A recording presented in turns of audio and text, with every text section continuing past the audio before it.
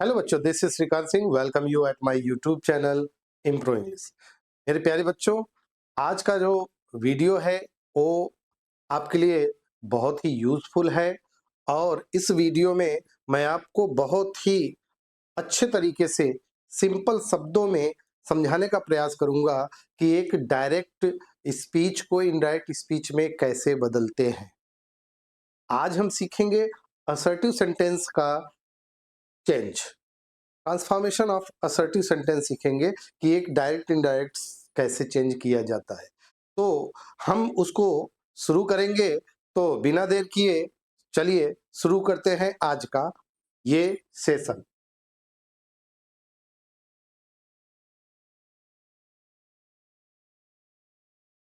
आप यहाँ पे पहली चीज मैं आपको चर्चा करना चाहूंगा कि असर्टिव या कुछ भी सीखने के लिए हमें कुछ जरूरी चीजें जानने की जरूरत है।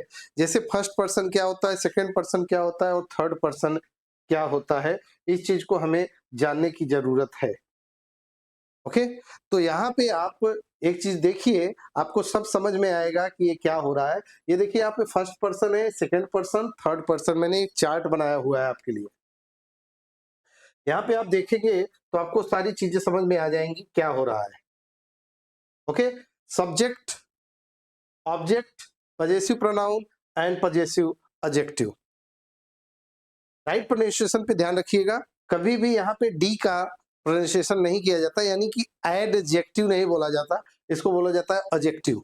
Okay, so let's see. Subject में फर्स्ट पर्सन जो होता है वो आई और वी होता है, सेकेंड पर्सन यू होता है और third person he, she, it and they होता है।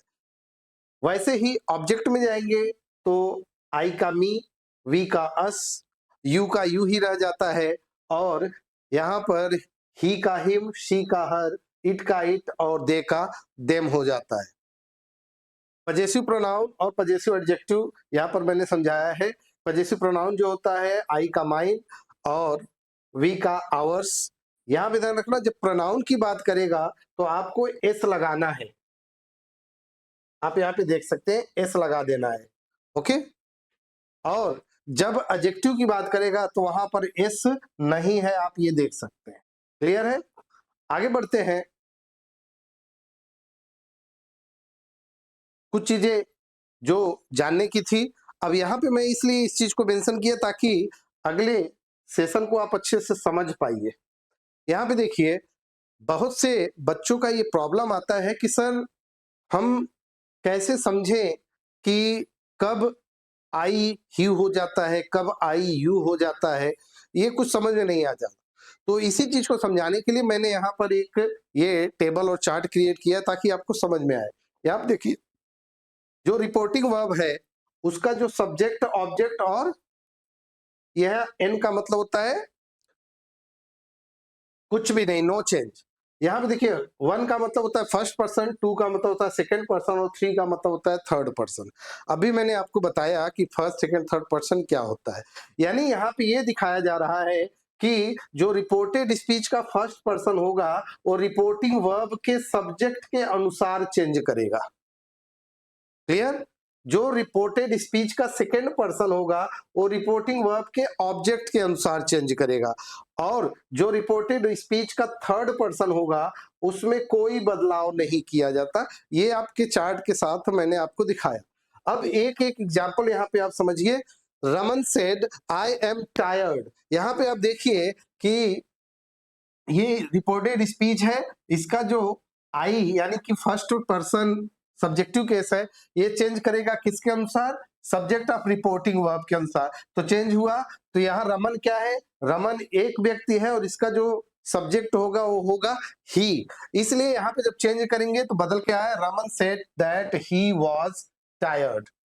Meera said to Mohan you are very clever. यहाँ पे आप देखिए, जो यू होता है यानी कि सेकंड पर्सन है और ये चेंज करता है किसके अनुसार? ऑब्जेक्ट के अनुसार। आप यहाँ पे देख सकते हैं ये चेंज किसके अनुसार करेगा?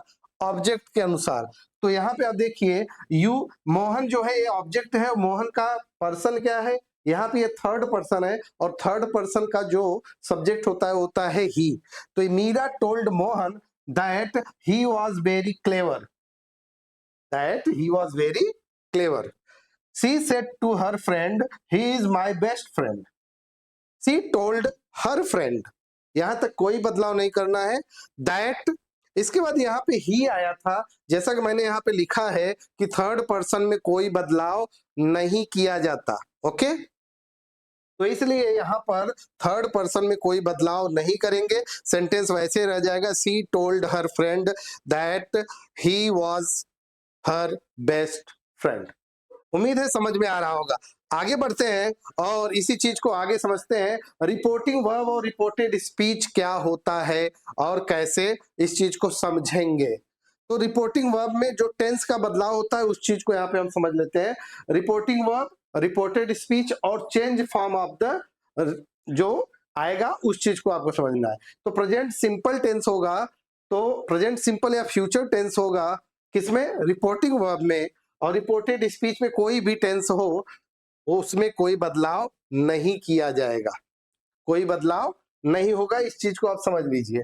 जब पास्ट टेंस होगा रिपोर्टिंग वर्ब में और रिपोर्टेड स्पीच में, यदि प्रेजेंट सिंपल है तो ये कन्वर्ट हो गए पास्ट सिंपल में जाएगा।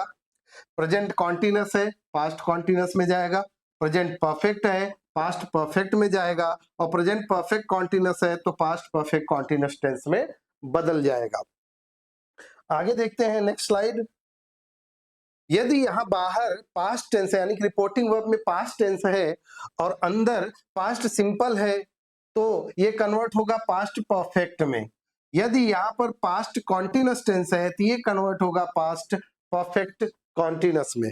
यदि यहाँ पर पास्ट परफेक्ट है या पास्ट परफेक्ट कॉन्टिन्यूअस है तो दोनों में कोई बदलाव नहीं होगा। यानी कि जब हम चेंज करेंगे डायरेक्ट से इनडायरेक्ट, तो पास्ट परफेक्ट टेंस और पास्ट परफेक्ट कॉन्टिन्यूअस टेंस में अगर रिपोर्टेड स्पीच दिया हुआ है तो उसमें कोई बदलाव नहीं होगा। अब यहाँ पे देखते हैं पास्ट टेंस और मोडाल्स में समझते हैं। मोडाल्स में क्या होता है, मोडाल्स कैसे बदलते हैं। तो यहाँ पे आप देख सकते हैं जो मे होगा रिपोर्टेड स्पीच का वो किस में कन्वर्ट करेगा, माइट में। जो कैन होगा वो कुड में। जो सैल होगा शुड में। जो विल वुड में। और वुड शुड कुड माइट जो होगा इसमें कोई कन्वर्जन नहीं होता। अब हम आगे बढ़ते हैं, कुछ प्रैक्टिस करते हैं ताकि आपको ज्यादा से ज्यादा समझ में आए कि हम कैसे चेंज करते हैं, क्या होना चाहिए।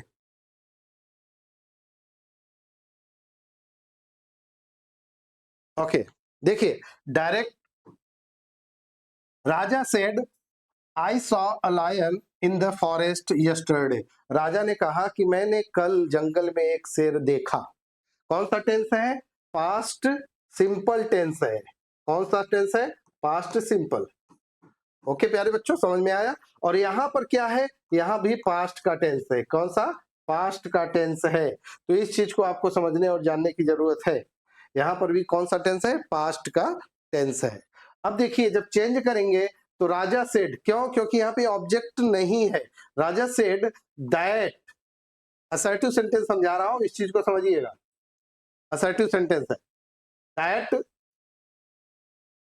he had seen a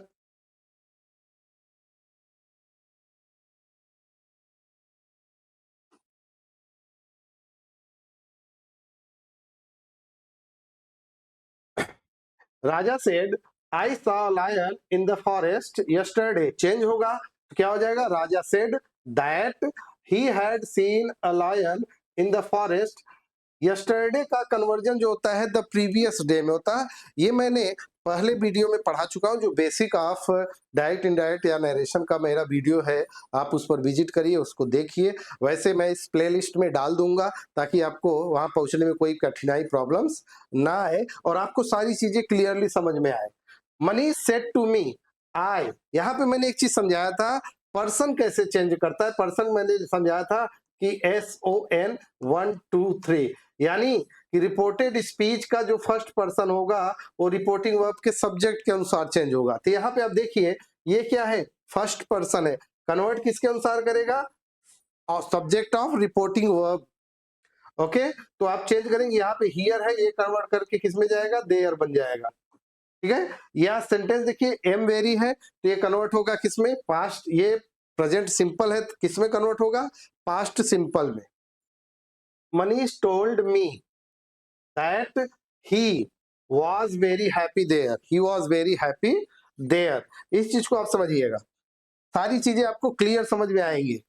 आगे he said I can do this, यहां पर देखिए आई है, आई किसके अनुसार चेंज करेगा, सब्जेक्ट ऑफ रिपोर्टिंग वर्ब, ठीक है, और दिस का क्या हो जाएगा, दैट हो जाएगा। यार बच्चों बहुत सिंपल तरीके से समझा रहा हूं, आपको समझ में आएगा। ओके, ये मेरी गारंटी, आपको एकदम समझ में आएगा, बस शांति बना के रखना है, पूरा वीडियो देखना है। अगर वीडियो बीच में लीव किए तो समझ में नहीं आएगा। और हाँ, मैं बहुत तेजी से नहीं पढ़ाता, मैं एक एक चीजों को क्लियर करके पढ़ाता हूं, तो इसके लिए आपको धैर्य के साथ वीडियो को देखना होगा। जो बच्चे बस स्क्रॉल वाले में आते हैं, चलो स्क्रॉल करके देखते हैं, जमा नहीं जमा चले जाओ, तो यार अंग्रेजी है, इंग्लिश सीखने जा रहे हो, आपको भाई 2 मिनट तो रुकना पड़ेगा, तभी कुछ समझ में आएगा टीचर का लैंग्वेज और टीचर क्या बताना चाहता है। ओके, यहाँ पे देखिए he said that he could that work, he could do that work. यहाँ पे देखिए दैट के बाद ही आया, क्यों, क्योंकि मैंने अभी बताया यहाँ पे आई था, उसके अनुसार चेंज हुआ, दिस का दैट हो गया। Okay, Reena said to me, यहाँ पे देखिए ऑब्जेक्ट है, सेड के बाद टू है, इसलिए जब कन्वर्ट होगा तो टोल्ड में आएगा, टोल्ड मी, क्यों, क्योंकि ऑब्जेक्ट यहाँ पे नहीं रहेगा। Okay, let's move. Reena told me that she had been washing the clothes. My friend said to me, I shall go to Delhi. I shall go to Delhi. यहाँ पे देखिए आई है, कन्वर्जन किसके अनुसार, माई फ्रेंड। माई फ्रेंड यानी किसका जो subject बन के आएगा बाद में वो क्या होगा, ही। ओके, ये टू मी है तो कन्वर्ट हो जाएगा said to told me. My friend told me that he would go to Delhi the next day. यहाँ पे देखिए टुमारो है, टुमारो के लिए क्या यूज किया जाता है, द नेक्स्ट डे। ये सारी चीजें मैं अपने पहले वीडियो में बता चुका हूं, तो आप वहां विजिट कर सकते हैं और देख सकते हैं। Okay, let's move. He said to Poonam,